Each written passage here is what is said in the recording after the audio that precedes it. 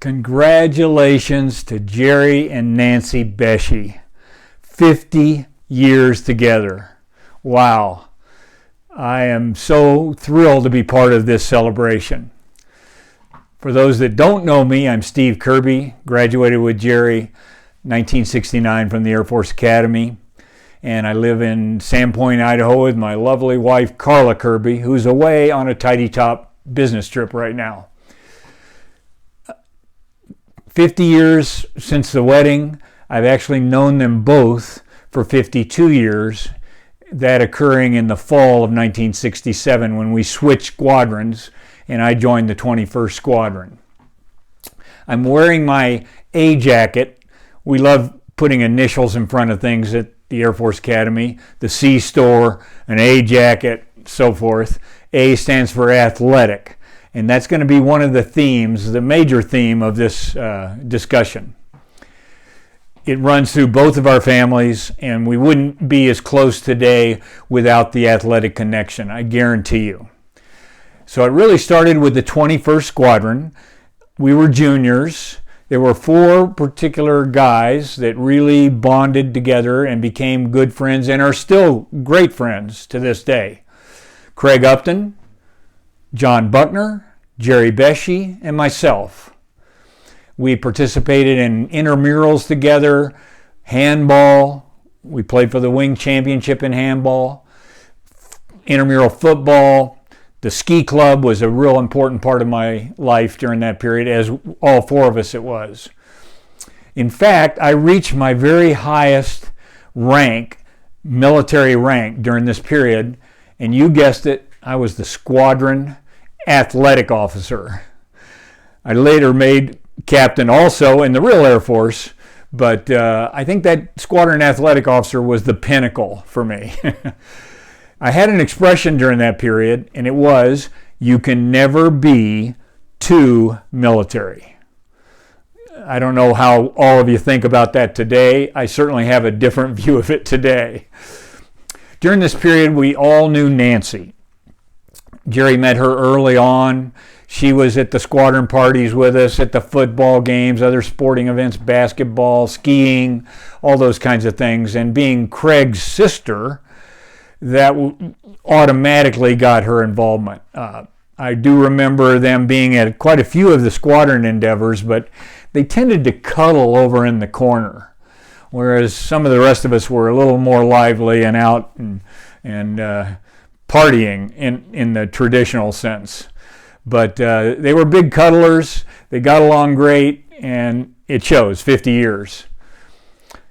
There was one particular evening back in the fall of 67, and I have a photograph here to help, I don't know if you can see it, to help commemorate it. This photograph was taken from our yearbook, and that's Major Myers, 24 Squadron AOC, and on the night before one of our biggest pep rallies ever for the Navy game in that fall, he came through and made an announcement on the intercom system after the pep rally and said, nobody's going out tonight. We've got the place covered.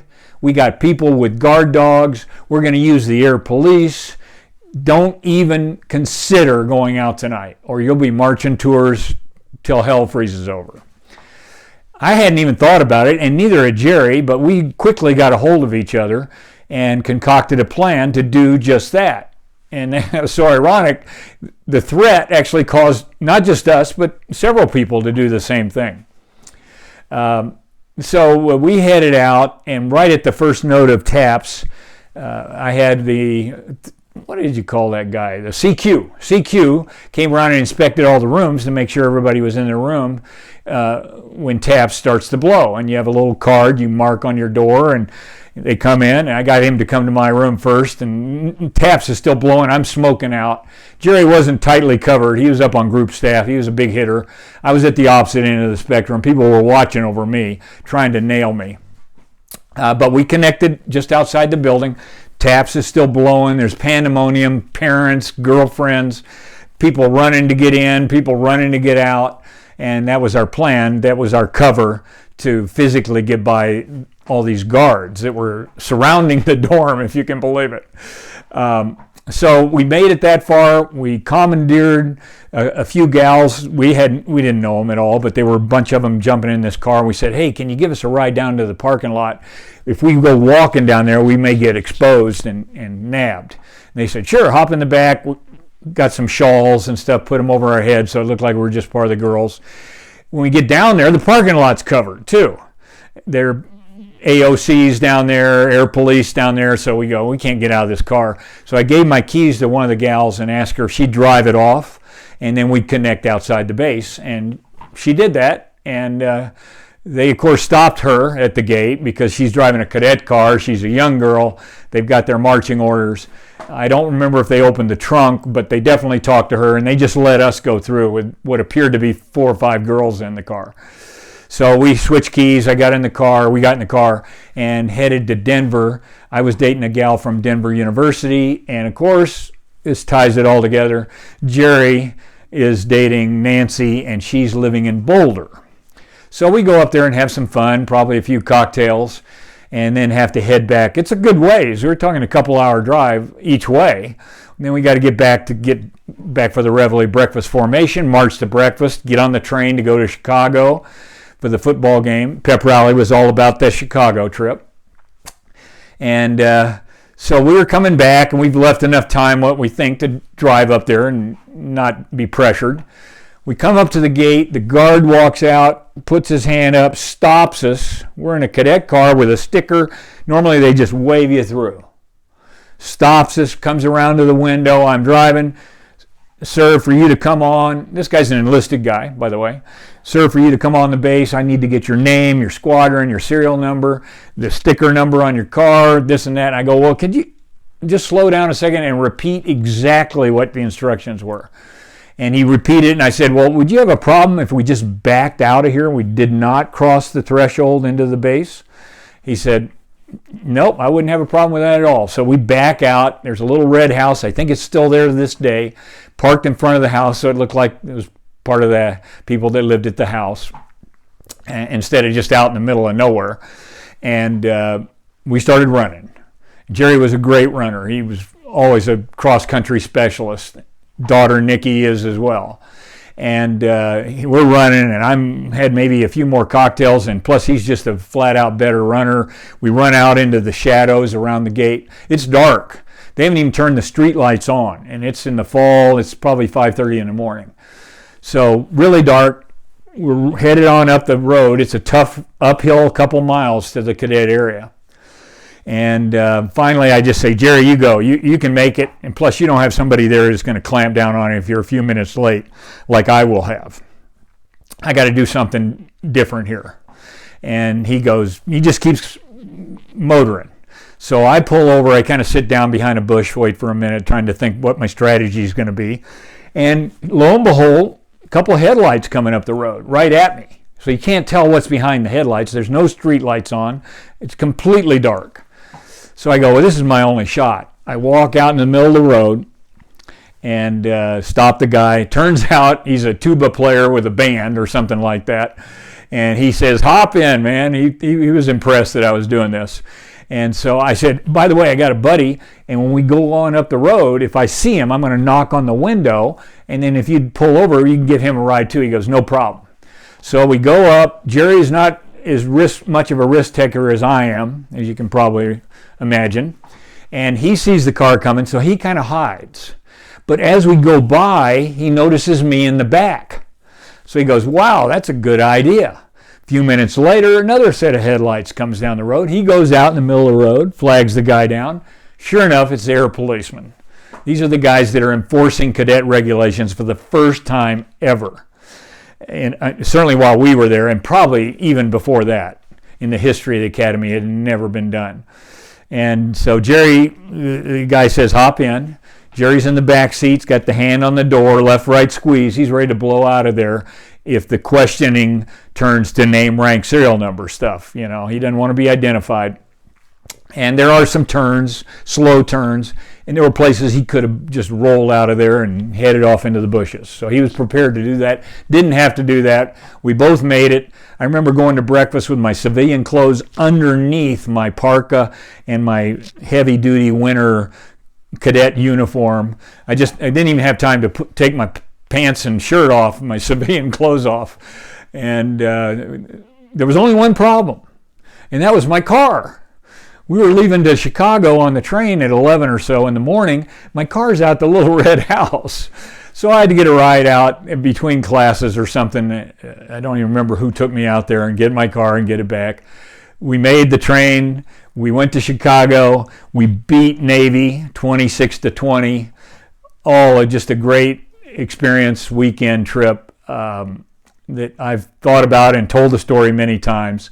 And I won't tell it again, I promise, Jerry. When we're doing this 10 years from now, when you're having your 60th, I will not tell that story.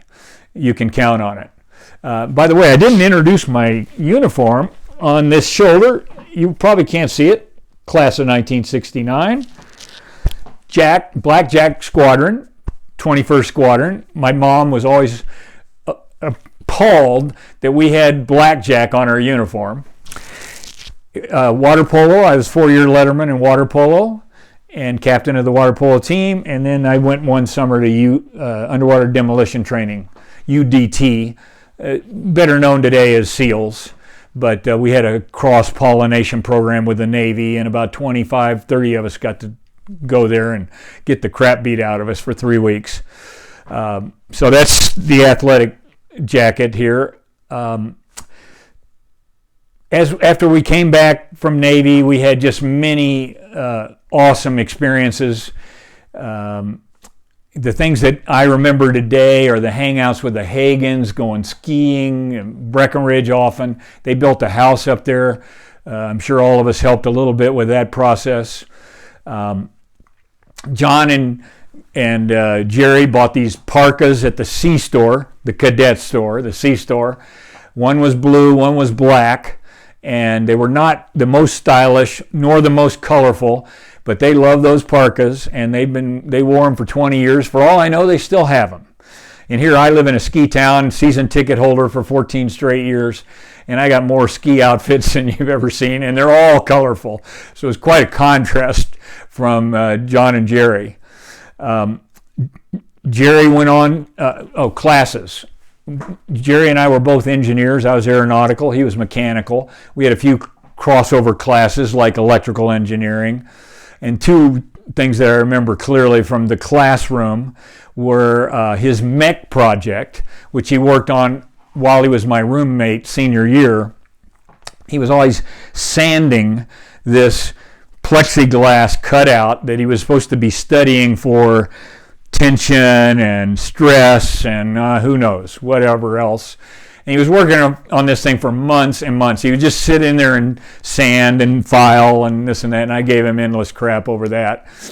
And by the way, he went to turn it in, and he saw his grades on the instructor wasn't there, but he looked down, and the guy had already made the final grade report and given him an A, so he didn't even leave the mech project with this instructor. And I know he has it today, and I want to see that, Jerry, at the reunion. And the second one was electrical engineering. That was neither of our fortes, and I often had a free period right before it and would take a nap just so I could get through it. And one particular day, Jerry will tell you it happened many times, but only once that I remember, he called back to the CQ, the orderly that rides herd over the dorm of our 21st Squadron. It's a third classman that does that. And he called back and he says, you got to go get Kirby. I know he's taking a nap, and he's going to be late for Double E, and they'll throw the book at him. And the guy comes in, wakes me up, and I had to do a dead-on run to just make it to the Double E class. So Jerry saved my bacon in that case. After we graduated, weddings. Oh, my goodness. Both Jerry and John got married in the couple days right after graduation, as did many of our other classmates. And as a result of that, I was actually in Jerry's wedding as a groomsman. You know all the events that go with weddings, rehearsal dinner, the wedding itself, the reception.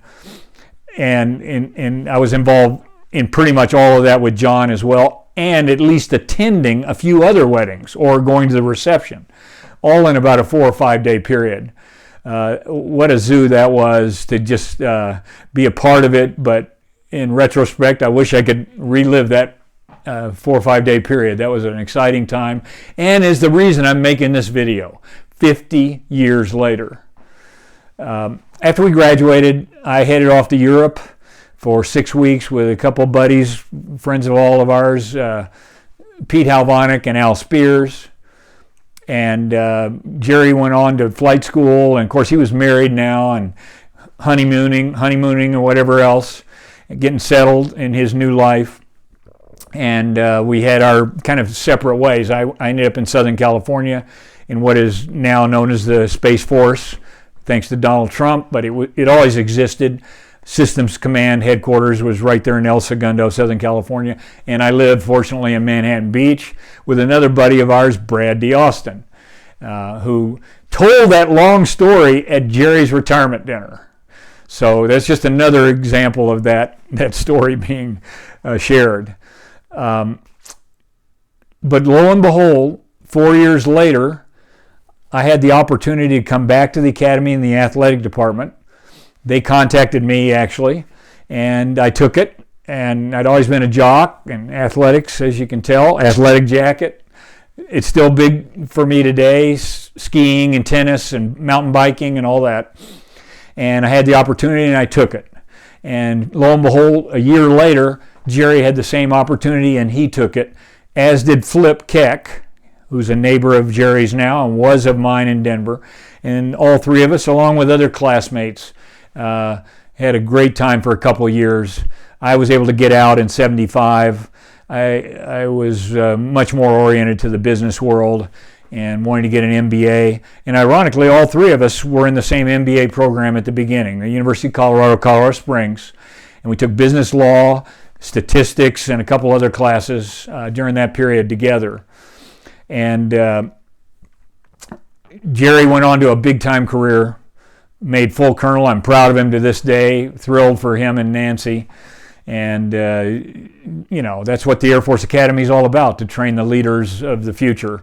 And Jerry later came back and ran the joint physical education department that we had started at in the early 70s. And he closed it down there. Brad DeAustin was in the JAG during that period, and then later he came in to AHP, the athletic department of the academy, as assistant AD, I think. So the athletic part kind of still binds us together. Flip was there a while too, Flip Keck. It's a big part of my life. It's a big part of their life, and I just can't imagine we'd be as tight today if we didn't have that common experience. The Kirby Boesche families are very tight, very intertwined between all of us. Nicole and Danny got married, and Tiffany, our daughter, and Carla and I came to that wedding. It was awesome. They now have 3 kids, just live right up the road on the way to Denver from Jerry and Nancy. And then a couple years later, Tiffany met Brandon, and they had a big-time wedding up on Nob Hill in San Francisco. And Jerry and Nancy came out, and they won an award for the longest married couple there, a bottle of wine or something like that. It was pretty exciting to see that. Each of those families has 3 kids, so we have 6 grandkids as well that will continue to be intertwined as the future goes forward. Over the years, we've remained extremely close. I know there'll be more weddings, there'll be more excitement, there'll be more visits. Jerry and Nancy have visited us in Colorado. We have visited them in Idaho, and in Colorado we visited them, and many times. We've got a Spuds, which is the March Madness basketball pool that's going on for 14 years now. Jerry and I are involved in the same team in that, and that will continue indefinitely. And we got, of course, the big 50th class reunion coming up in October. But there's something about 52 years of friendship and 50 years of marriage that even that 50th reunion cannot top. I just wanted to let Jerry and Nancy know, you guys know, that I love you very much. I'm so happy you're in my life, your family's in my life, and vice versa. And I wish I could be there to help celebrate, buy you a cocktail or two tonight, but October will be here before we know it.